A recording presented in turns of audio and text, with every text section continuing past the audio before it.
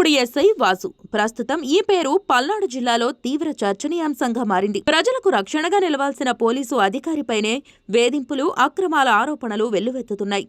సమస్యతో పోలీస్ స్టేషన్కు వెళ్లిన వారికి న్యాయం జరగడం కంటే ఇబ్బందులు ఎక్కువయ్యాయని కొందరు స్థానికులు ఆరోపిస్తున్నారు. లంచాలు, సెటిల్మెంట్లు, అధికార దుర్వినియోగంతో పోలీసు వ్యవస్థ ప్రతిష్టకు భంగం కలిగించేలా వ్యవహరించారని బాధితులు చెబుతున్నారు. కాసులకు కక్కుర్తి పడిన ఈ కాకి సమస్యతో వెళ్తే నాకేంటి అనే టైపు అని అక్కడి వారే చెబుతారు. లంచాలకు రుచి మరిగిన ఎస్ఐ వాసు నిత్యం దందాలు, సెటిల్మెంట్లతో పోలీసు వృత్తికే మాయని మచ్చగా మారాడు. తాజాగా కారంపూడిలో ఓ వివాహిత ఆత్మహత్యాయత్నం కేసు ఇప్పుడు సంచలనంగా మారింది. తన మరణానికి ఎస్ఐ వాసు వేధింపులే కారణమంటూ బాధితురాలు వీడియో విడుదల చేయడంతో పోలీసు శాఖలో కలకలం రేగింది. పల్నాడు జిల్లా కారంపూడికి చెందిన చల్లా లక్ష్మి అనే వివాహిత ఎస్ఐ వాసు వేధింపుల కారణంగానే తాను ఆత్మహత్యకు పాల్పడుతున్నట్లు వీడియోలో పేర్కొన్నారు.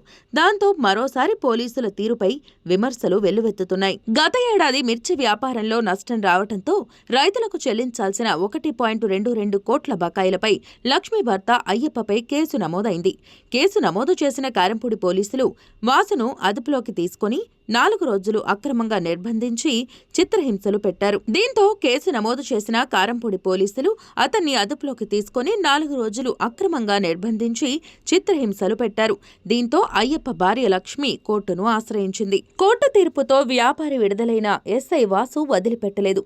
వేధింపులు మరింత పెంచాడు.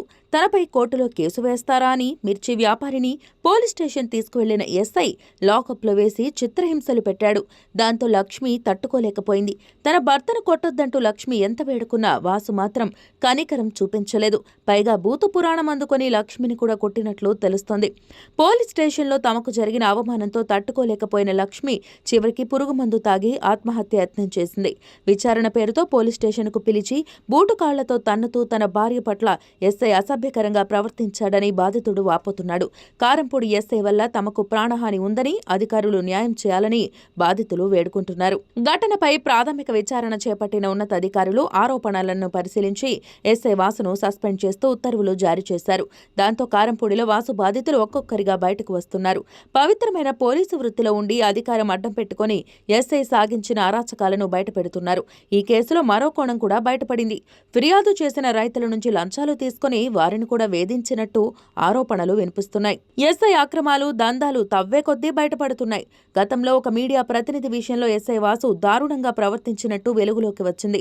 తప్పుడు కేసులు బనాయించి వేధించినట్టు తెలుస్తోంది. కాకి దుస్తుల్లో ఉన్న ఈ రౌడీ పోలీసు వాసుపై కఠిన చర్యలు తీసుకోవాలని కారంపూడి వాసులు డిమాండ్ చేస్తున్నారు. ఇప్పటికే వాసుపై పోలీసు శాఖ ఉన్నతాధికారులు శాఖాపరమైన విచారణకు ఆదేశించడంతో అక్రమాల చిట్టాను నివేదించడానికి వాసు బాధితులు సిద్ధమవుతున్నారు. నాకు ఈ సంవత్సరం నష్టపోతే రైతులందరూ కలిసి నా మీద కేసు పెట్టారు.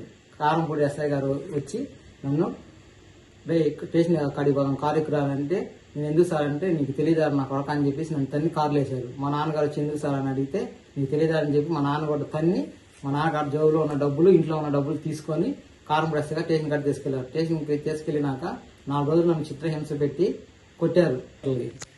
ఈ రోజు వచ్చాక సాయంత్రం 5 గంటలకి ఎస్ఐ గారు ఫోన్ చేసి, ఎరా నువ్వు మీ ఆడలు ఇద్దరు కలిసి మందు తాగినట్టు నీ పిల్లానికి నువ్వు మందు పోసి రామలాస్తే హాస్పిటల్లో ఉన్నావా, నువ్వు రేపొద్దు ఇప్పుడు సాయంత్రం కానీ ఇప్పుడు కానీ రాకపోతే స్టేషన్ కాడికి రేపొద్దు గంజాయి కేసు పెట్టి నిన్ను లోపలేస్తారా. కారంపూడి ఎస్ఐ గారి వల్ల మాకు ప్రాణహాని ఉంది.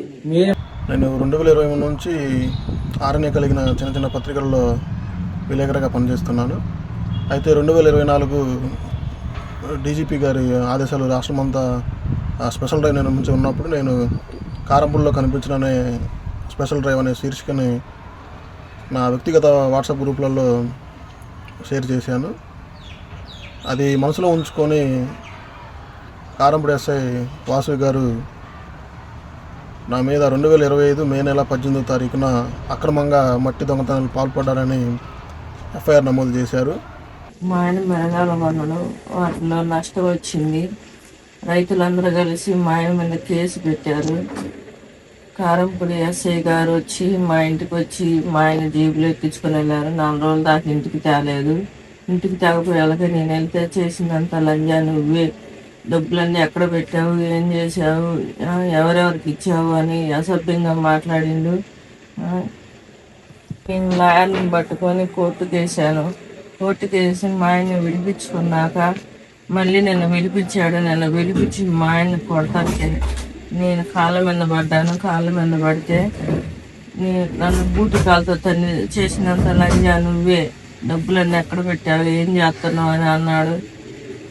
నేను ఆ తిట్లకు తట్టుకోలేక మందు తాగాను. కారంపూడి ఎస్ఐ వల్ల నాకు ప్రాణగండం ఉంది. ఏదైనా మీరే నాకు న్యాయం చేయాలి.